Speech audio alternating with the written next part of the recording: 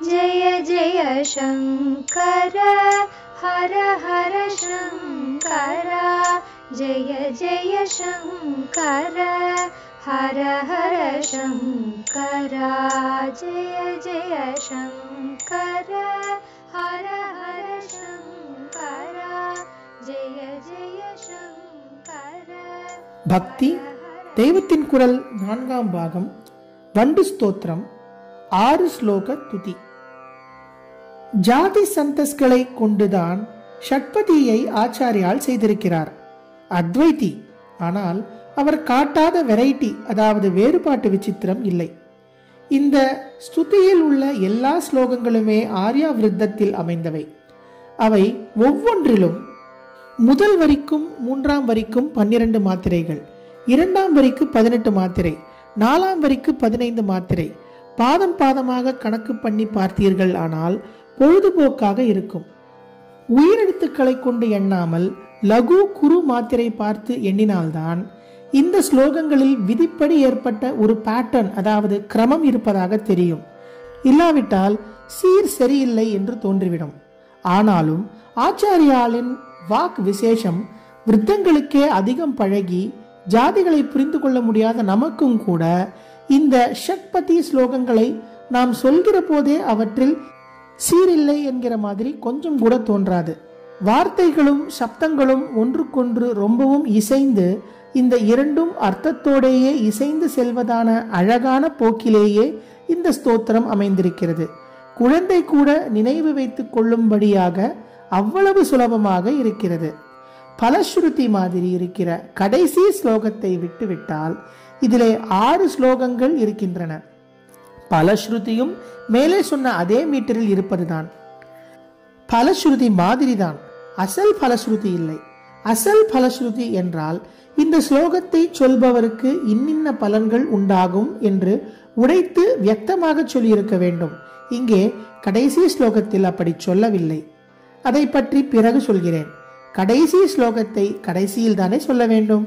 முதல் ஸ்லோகத்திலிருந்து வரிசையாக சொல்லிக் கொண்டு போகிறேன். முதல் ஸ்லோகத்தை ஆரம்பிக்கும் முன் இப்போது டைட்டில் ஷட்பதி என்பது என்ன என்று சொல்ல ஆரம்பித்தேன். இதிலே 6 ஸ்லோகங்கள் பலஸ்ருதி நீங்களாக உள்ளன. அதனால் ஷட்பதி, அதாவது 6 பதங்கள் கொண்ட நூல் என்று ஆச்சாரியால் டைட்டில் கொடுக்கிற போது பதம் என்றால் ஸ்லோகத்தின் ஒரு பாகம் என்று அர்த்தம் கொடுக்காமல் ஒரு முழு ஸ்லோகத்தையே பதம் என்று குறிப்பிடுவதாக தெரிகிறது. பதம் என்ற வார்த்தை பல அர்த்தத்தில் பிரயோகமாகிறது.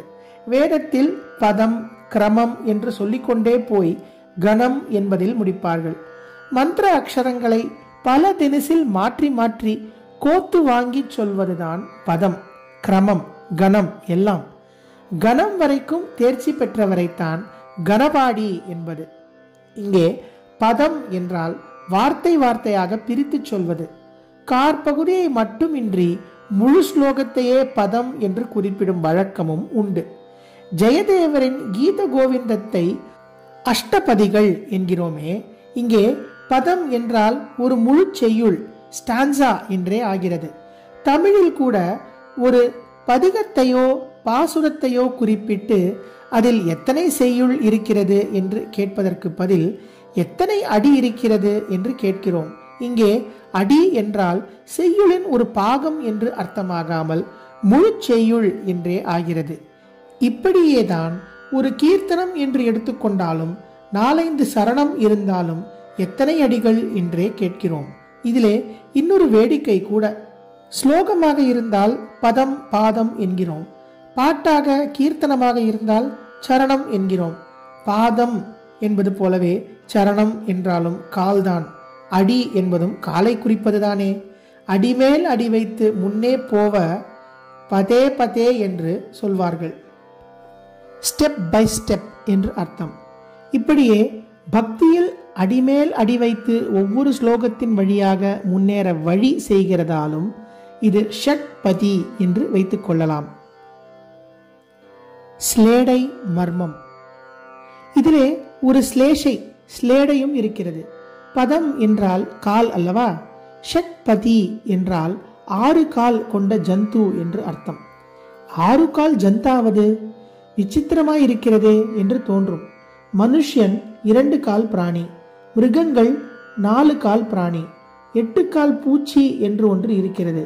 காலே இல்லாத பாம்பு, மரவட்டைக்கு எண்ணி முடியாத கால்கள், 6 கால் ஜந்து என்ன?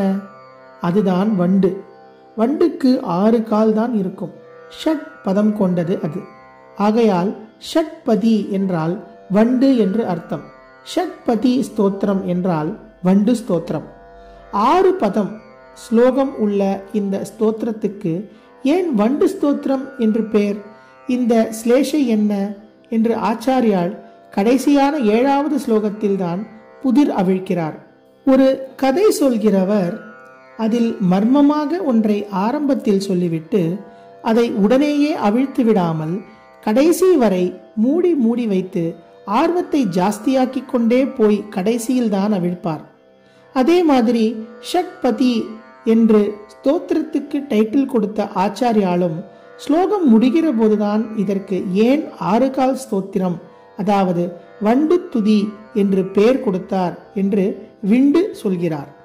காவியங்களிலும் பக்தி கிரந்தங்களிலும் ஈடுபட்டவர்களுக்கு, ரசிகர்களுக்கு அவர் சொல்லாவிட்டாலும் ஆரம்பத்திலேயே புரிந்துவிடும். உங்களில் கொஞ்சம் பேருக்கு இப்போதே ஷட்பதி வண்டு என்பதில் உள்ள ஸ்லேஷை புரிந்திருக்கலாம். புரியாதவர்களுக்கு நானும் ஆச்சாரியால் மாதிரியே கடைசியில் தான் புரிய வைக்கப் போகிறேன். இப்போது முதல் ஸ்லோகத்தில் இருந்து ஆரம்பிக்கலாம். இந்த முதல் ஸ்லோகத்தில் எவையவற்றை வேண்டி பிரார்த்தனை பண்ண வேண்டும் என்று நமக்கு ஆச்சாரியால் சொல்லிக் கொடுக்கிறார். ஜெய ஜெய சங்கர, ஹரஹர சங்கர, மகாபிரியவா சரணம். जय जय शंकर हर हर शंकर, जय जय शंकर हर हर शंकर, जय जय शंकर.